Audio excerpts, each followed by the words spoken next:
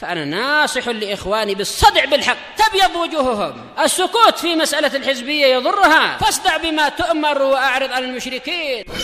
سلامي على دماج ورجالها والشيخ يحيى ودار العلم يا سعد بانيها.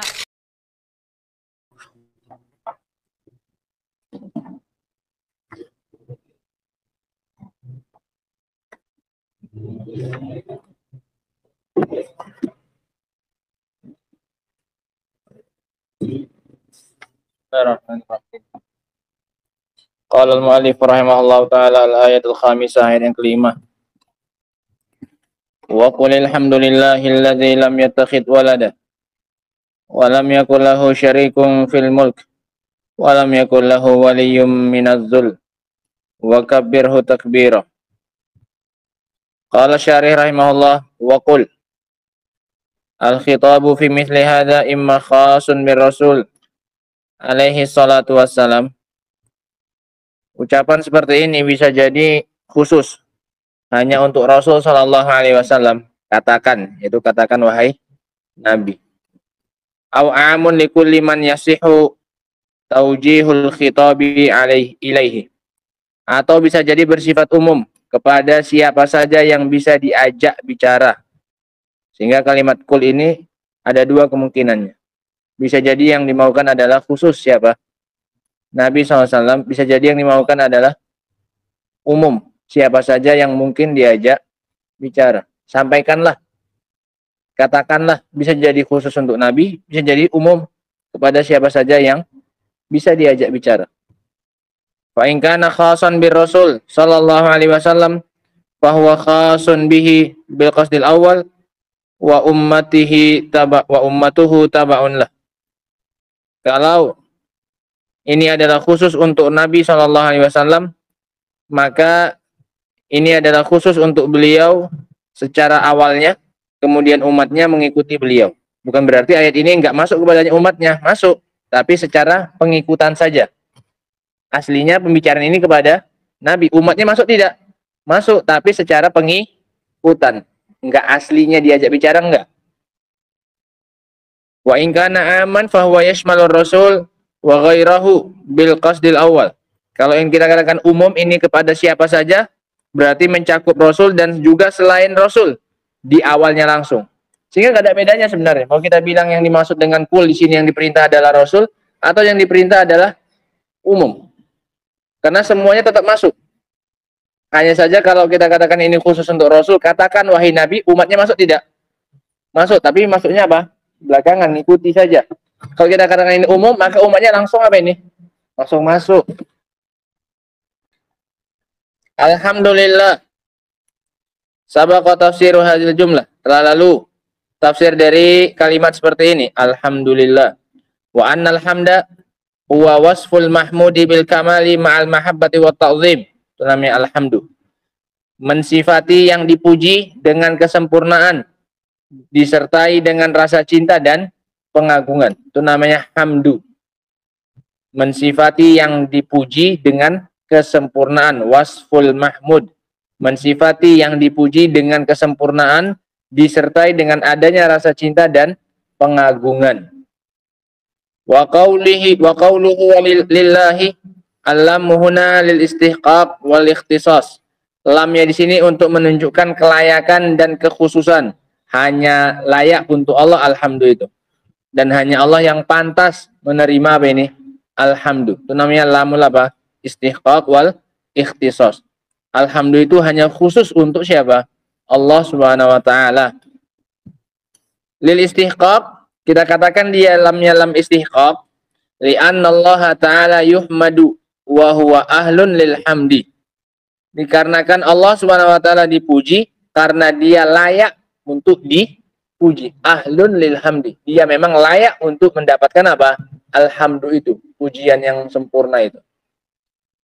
Wal ikhtisas li'annal hamda alladhi yuhmadullah bihi laisa kal hamdil ladzi yuhmadu bihi ghairuhu. Dikarenakan pujian yang dengannya diberikan kepada Allah tidak sama seperti pujian yang dipuji dengannya selain Allah. Jangan pernah samakan ketika kita ingin memuji Allah dengan kita ketika memuji siapa ini? Selain Allah. Ini maknanya lamnya apa ini? Lamul ikhtisas. Khususkan untuk Allah pujian yang sempurna. Jangan samakan pujian untuk Allah dengan pujian kepada selain Allah. Bal huwa akmal wa a'zam wa a'am wa ashmal. Bahkan pujian kepada Allah harusnya yang paling sempurna dan paling agung dan paling apa ini? Umum dan yang paling mencakup ashmal. Ini seharusnya pujian yang kepada siapa ini? Allah. Jangan samakan pujian kepada Allah sama seperti ketika kamu memuji siapa? Selain Allah. Wa qauluhu alladzi lam yattakhid walada. Dan ucapan Allah yang tidak menjadikan anak, yang tidak mengambil anak. Ada minas sifati salbiyah. Ini termasuk sifat apa namanya? Salbiyah. Sifat penafian. Allah tidak mengambil anak. Walam yattakhid walada likamali sifatihi. Dan dia tidak mengambil anak karena sempurnanya sifatnya. Manusia butuh anak karena sifatnya tidak sempurna. Kalau tanpa apa ini? Anak. Dianggap kurang. Dianggap ada yang kurang. Seseorang itu kalau dia belum punya apa ini? Anak.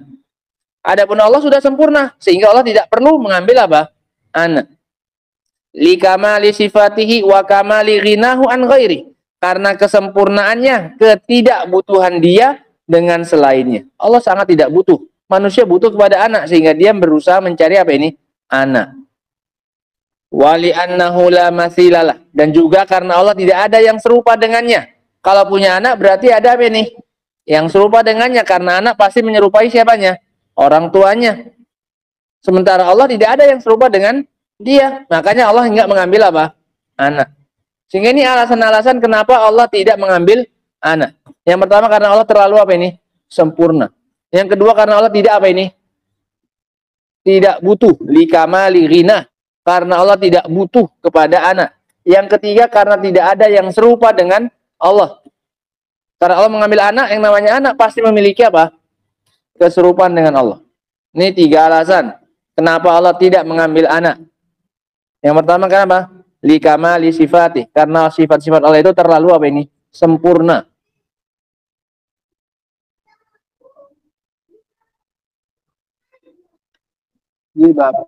Dan dia.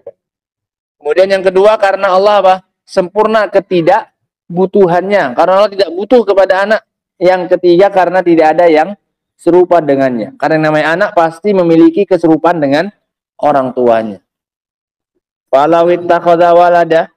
Kalau seandainya Allah mengambil anak, lakanal waladu mislah.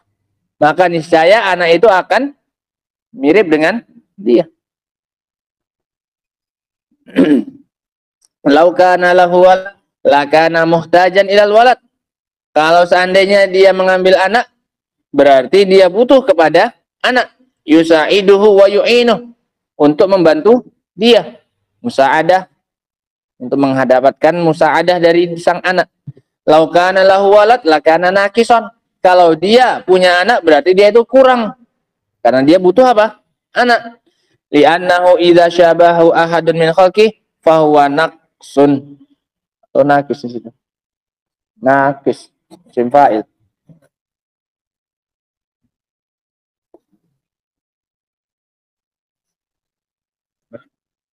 Nakis. Alifnya ada kan?